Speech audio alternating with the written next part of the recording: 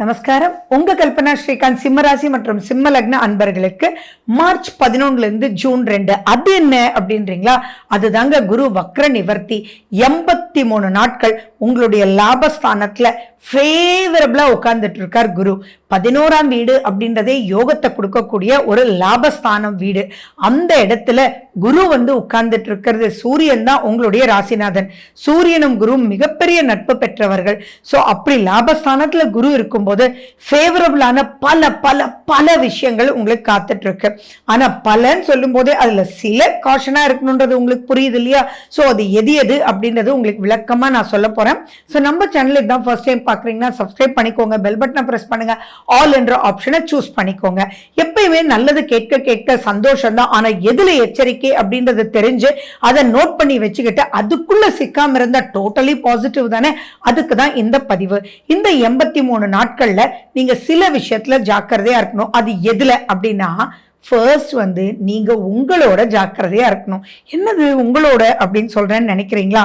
என்னன்னா நிறைய குழப்பம் உங்களுக்குள்ளேயே இருக்குங்க. அப்போ குழப்பத்தோட டெய்லி வைக்கக்கூடிய சாதம் நம்ம குழப்பத்தோட வச்சா கூட தண்ணி எக்ஸ்ட்ரா ஊத்திடுவோம் இல்லையா? அப்ப கான்சென்ட்ரேஷன் மிஸ் ஆறதுக்கு நிறைய வாய்ப்புகள் இருக்குன்றதுனால எதுலையுமே கீனா ஃபோக்கஸ் பண்ணி ப்ரொசீட் பண்ணுங்க. ஃபண்டாஸ்டிக்கா நீங்க இருந்துருவீங்க. அந்த கீன்னஸ் அப்படின்றது எல்லா ரூபத்திலயும் இருக்கணும். ஃபார் எக்ஸாம்பிள் பாத்தீங்கன்னா, உங்களுடைய இன்லாஸோட எல்லாம் இப்ப நீங்க ரொம்ப கேர்ஃபுல்லா இருக்கணும்.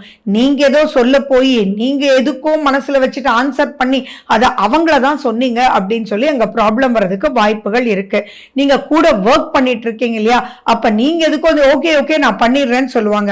மறுநாள் பட்டா என்னப்பா நீ தான் பண்ணிட்டேன்னு சொல்ற, அதனால தானேப்பா நான் போனேன் அப்படின்னு. அச்சோ நான் அது சொல்லவே இல்லையேன்னு நீங்க சொல்வீங்க. ஏன்னா நீங்க இங்க இல்ல, உங்க மைண்ட் அப்ஸ்காண்டா இருக்கு. சோ அந்த மைண்ட் அப்ஸ்காண்ட் அப்படின்றது பண்ணாம மட்டும் இருந்துட்டீங்க அப்படின்னா சம்திங் சூப்பர். இன்னும் சிம்பிளா சொல்லணும்னா, அதுவும் இந்த டைம் எல்லாம் நிறைய எக்ஸாம்ஸ் வரக்கூடிய மாதங்கள், சேலஞ்சிங் எக்ஸாம்ஸ் இந்த 83 நாட்கள்ல தான் வரும். ஸோ அப்படிப்பட்டு இருக்கும்போது நிறைய பேர் நான் பார்த்திருக்கேன், அவங்களுடைய சுய ஜாதகத்துல தசாபுத்தி அந்தரங்கள் சரியில்லை அப்படின்னா, மேடம் நான் மேக்ஸ் எக்ஸாம் நினைச்சு போனேன், ஆனா பாத்தீங்கன்னா அது சோசியல் ஸ்டடீஸ் மேடம் அப்படின்னு சொல்லுவாங்க. சோசியல் ஸ்டடீஸ் நினைச்சு போனேன், அதனால ஜாமெட்ரி பாக்ஸ் எடுத்துட்டு போல, நான் பென்சில் எல்லாம் எடுத்துட்டு போல, கடைசியில பாத்தீங்கன்னா என்னால கிராஃப் வரைய முடியல, என்னால ஆட்டோமேட்டிக்கா பிரசன்ட் பண்ண முடியல கரெக்டா. அதுலயே நான் அப்செட் ஆகி கிட்டத்தட்ட 40 மார்க் போயிடுச்சு அப்படின்னு சொல்லுவாங்க. அப்ப இங்க பிரச்சனை என்ன? கீன். சோ யாரெல்லாம் சிம்மராசி குழந்தைங்க உங்க வீட்டுல இருக்காங்களோ அங்க பெரியவங்க அந்த டைம் டேபிள் எல்லாம் செக் பண்றது, அவங்க கரெக்டா ஹால் டிக்கெட் எடுத்துட்டு போனாங்களான்னு பாக்குறது, அவங்களுக்கு வேண்டிய டேக்ஸ் எல்லாம் கரெக்டா போட்டுட்டு போனாங்களான்னு பாக்குறது, டைமுக்கு முன்னாடி எக்ஸாமுக்கு எப்பயுமே 15 மினிட்ஸ் பிஃபோர் எல்லாருமே போவோம். ஆனா இப்ப சிம்மராசி அன்பர்கள் என்ன பண்ணணும், இந்த 83 டேஸ் போது கிட்டத்தட்ட ஒரு 3/4 மணி நேரம் முன்னாடியே போயிடும். அடுத்தது ரொம்ப முக்கியம், நீங்க எக்ஸாம் ஹாலுக்கு முன்னாடியோ அல்ல எக்ஸாம் எழுதினதுக்கு அப்புறமும் இது ரைட் ஆர் ராங்கன்னு யார்கிட்டையும் டிஸ்கஸ் பண்ணவே பண்ணாதீங்க. ஏன்னா அங்க குழப்பறதுக்கு எக்கச்சக்கமான பேர் காத்துட்டு இருப்பாங்க. அந்த குழப்பத்துல நீங்க போறதுக்கு முன்னாடியே மைண்ட் அப்செட் ஆயிடுவீங்க அப்படின்றது ஞாபகம் வச்சுக்கணும். இதுக்கு என்ன வழி அப்படின்னா, கான்சென்ட்ரேட்டடா இருக்கிறதுக்கு ஈஸியான வழி என்ன தெரியுமா? பிராணாயாமம் தான். நாடி சுத்தி பிராணாயாமம் டெய்லி காலையில என்ன எக்ஸாமா இருக்கட்டுமே, அந்த ஒரு 5 நிமிஷம் உங்களுக்கு இல்லாததா நீங்க நல்லா திருப்தியா நீங்க ஒரு விளக்கேத்திட்டு அதுக்கு முன்னாடி உட்கார்ந்து நல்லா பிராணாயாமம் பண்ணுங்க. Breathe in and breathe out நீங்க பண்ணும்போது நீங்க எஸ் ஐ எம் ரெடி அப்படின்றத நோட் பண்ணிக்குவீங்க. அதே மாதிரி நீங்க என்னென்ன எடுத்துட்டு போகணும் அப்படின்றத நோட் பண்ணி அதெல்லாம் எடுத்துட்டீங்களா அப்படின்றத செக் பண்ணி, அண்ட் மேலும் நீங்க உங்களுடைய தாயாரோட உங்களுடைய பேரண்ட்ஸோட வச்சுக்கோங்களேன், அவங்க கிட்ட எல்லாம் இதெல்லாம் எடுத்துக்கிட்டேனான்னு மட்டும் எனக்கு சொல்லுமா அப்படின்ற ஒரு இம்பார்ட்டன்ஸும் கொடுத்து நீங்க ப்ரொசீட் பண்ணிட்டீங்கன்னா போறோம். இதையே தான் நீங்க ஜாப்ல இருக்கீங்க, நீங்க பிசினஸ் பண்றீங்க அப்படின்னா முக்கியமான ஒரு லேப்டாப்பை மறந்துட்டு போயிடுவீங்க. இந்த மாதிரி பல விஷயங்கள் இருக்கு. இன்னும் சொல்ல போனா மிஸ்பிளேஸ் பண்ணிட்டு திணறதுக்கும் எக்கச்சக்கமான வாய்ப்புகள் இருக்கு. ஃபார் எக்ஸாம்பிள், ஹால் டிக்கெட் இந்த புக்ல தானே வச்சேன், எங்களுக்கு இந்த புக்ல தான் வச்சேன்னு பதட்டத்தோட பாப்பீங்க. கடைசியில அந்த புக்லயே தான் இருக்கும். ஆனா இல்லாம நீங்க டைம் கேட்டு வீட்டுக்கு போய் பதட்டமாய் கடைசியில அதே புக்குள்ள இருக்கிறதுக்கு உண்டான வாய்ப்புகள் இருக்கு. நான் சொல்ற இந்த எக்ஸாம்பிள உங்களுடைய பிசினஸ்ல, உங்களுடைய ஜாப்ல, எல்லா விஷயத்திலயும் நீங்க லிங்க் பண்ணிக்கிட்டீங்கன்னா அப்ப எதுல எல்லாம் மாட்டுவீங்க அப்படின்றத ஞாபகம் வச்சுக்கணும். ஃபர்ஸ்ட் இதுல இருந்து வெளியில வர்றதுக்கு என்ன வழி அப்படின்னா, கண்டிப்பா நீங்க விநாயகர் கோயிலுக்கு போயிட்டு வந்தீங்கன்னா இந்த அளவுக்கு மைனஸ் ஆகாது. சரி, முக்கியமான டெய்லி போக முடியுமா அப்படின்றவங்க நீங்க கண்டிப்பா திங்கக்கிழமை விநாயகர் கோயிலுக்கு போய் அங்க சுவாமி கிட்ட இருந்த அருகம்புல் நீங்க வாங்கிட்டு வந்து உங்களுடைய எக்ஸாமினேஷன் பாக்ஸ்லயோ அல்ல நீங்க ஒர்க் பண்ணிட்டு இருக்கீங்கன்னா உங்களுடைய லேப்டாப்லயோ நீங்க ஒர்க் பண்ற இடத்துலயோ நீங்க வச்சுக்கும் போது ஆட்டோமேட்டிக்கா கன்ஃபியூஷன் ஒரு பாயிண்ட் இல்லாம சூப்பரா இருக்கும். விநாயகர் கோயிலுக்கு நம்ம போகும்போது என்னென்ன எடுத்துட்டு போவோம் யோசிச்சு பாருங்க. அருகம்புல், அங்கதான் தேங்காய் நிறைய உடைப்பாங்க, நிறைய பேர் வெற்றில மாலை போடுவாங்க. இதெல்லாம் உங்களுக்கு நிறைய போட்டோசிந்தசிஸ் அண்ட் எலக்ட்ரோ மேக்னெட்டிக் பவரை உங்களுக்கு கொடுக்கும். சரி, அதெல்லாம் இல்லைன்னாலும் விநாயகருடைய ஸ்லோகங்கள் என்ன தெரியுமோ அதை 7 தடவை சொல்லிட்டு போங்க. அதுவுமே உங்களுக்கு ரொம்ப பிளஸ்ஸா இருக்கும்.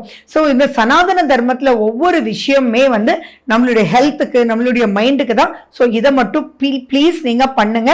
ஏன்னா இந்த காலகட்டத்தில் நிறைய தொலைக்கிறதுக்கு நிறைய குழம்புறதுக்கு வாய்ப்புகள் இருக்கு.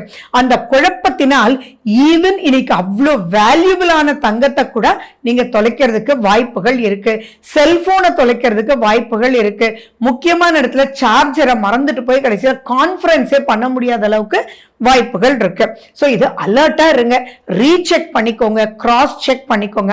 சரி, இதுவே நான் இவ்வளவு தூரம் சொல்றேன் அப்படின்னா இப்போ நீங்க லேண்ட் வாங்குறீங்க, லேண்ட் எல்லாம் வாங்கலாம், நல்ல வீடு அமையும், நல்ல லேண்ட் விற்கும் செய்யும், பாசிட்டிவான விஷயங்கள் நிறைய நிறைய நிறைய காத்துட்டு இருக்குன்றது நான் சொல்லிட்டேன்.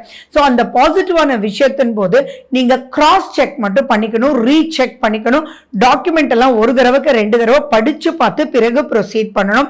அதே மாதிரி நீங்க அவங்க ஏதாவது அமௌண்ட் உங்களுக்கு கொடுக்கணும் அப்படின்னா அந்த அமௌண்ட் கிரெடிட் ஆயிடுச்சா அப்படின்றது நீங்க பார்த்துட்டு அதுக்கப்புறம் நீங்க போகாம பண்ணிருப்பாங்க அப்படின்னு நம்புனீங்க அப்படின்னா மிகப்பெரிய ப்ராப்ளம். ஸோ நோ நம்புதல் அப்படின்றது ஞாபகம் வச்சுக்கோங்க. யாரோட நீங்க ஹெல்ப் கேட்டாலும் அவங்க மறந்துடுவாங்க. அதனால கூட ஒர்க் பண்ணவங்க நம்பினேன், அவங்கள எடுத்து வைக்க சொன்னேன் அப்படின்ற வார்த்தைகள் எல்லாம் கூடவே கூடாது சிம்மராசி சிம்ம லக்ன அன்பர்கள். அதே மாதிரி நீங்க ஒரு மெயிலே அனுப்புறீங்க, இல்ல ஒரு அப்ளிகேஷன் ஃபார்மே போடுறீங்க அப்படின்னா அந்த அப்ளிகேஷன் ஃபார்ம்ல எல்லாம் எழுதியிருப்பீங்க, கரெக்டா சைன் பண்ணாம அனுப்பி வச்சிருவீங்க. அந்த மாதிரி சில முக்கியமான விஷயங்கள் போது பெரிய தவறு, சிறு தவறு பெரிய ரிசல்ட்ஸ் இல்லாம போறதுக்கு உண்டான வாய்ப்புகள் இருக்கு அப்படின்றது நீங்க ஞாபகம் வச்சுக்கணும். So no expectation, no failures. யார் உங்களை தப்பா புரிஞ்சுக்கிட்டாலும் இப்ப இரிட்டேட் ஆகாதீங்க, அவங்களோட போய் சண்டை போடாதீங்க. அதெல்லாம் மட்டும் நீங்க பண்ணாம இருந்தா சம்திங் சூப்பரா இருக்கு.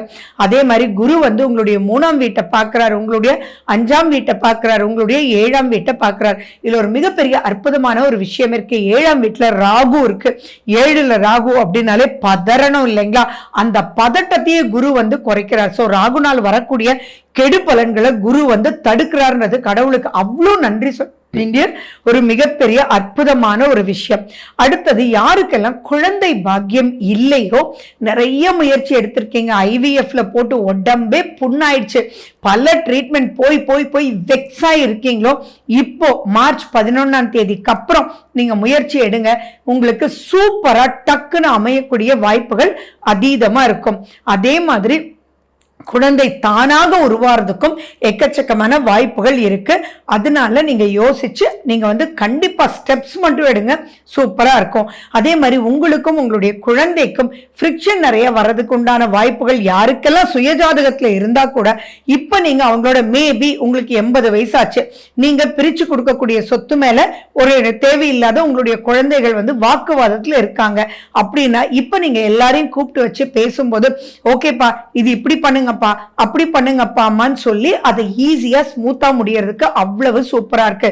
சோ குழந்தைகளால் உங்களுக்கு என்ன பிரச்சனை இருந்தாலும் சரி அது அவங்களுக்கு வழிகாட்டி சூப்பரா நீங்க வரக்கூடிய வாய்ப்புகள் இருக்கு.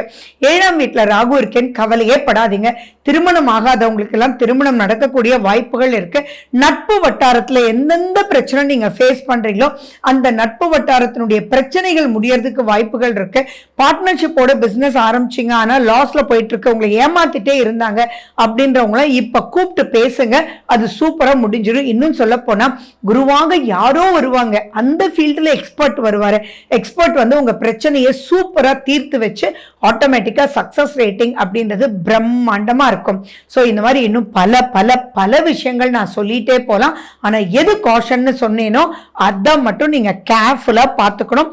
ஆக்சிடென்ட்ஸ் நடக்கிறதுக்கு வாய்ப்புகள் இருக்கு. ஏன்னா மனக்குழப்பத்தோட வண்டி ஓட்டினா அதெல்லாம். சோ நீங்க நைட்ஸ் டிரைவ் பண்ணாதீங்க, மைண்ட் தெளிவா வச்சுக்கோங்க. அதே மாதிரி டிரைவ் பண்ணும்போது கண்டிப்பா நீங்க வந்து அருகம்புல் உங்க வண்டியில வச்சுக்கிறது, வேப்ப இலை வச்சுக்கிறது, நீங்க அரளிப்பூ வச்சுக்கிறது, எலுமிச்சப்பழம் வச்சுக்கிறது, இதெல்லாம் வந்து அதுல இருக்கக்கூடிய வாசனை, அதுல இருக்கக்கூடிய பல விஷயங்கள் உங்களை அலர்ட் அப்படின்றது வச்சுக்கணும். சோ சிம்மராசி சிம்ம லக்ன அன்பர்கள் என்ன பண்ணணும்?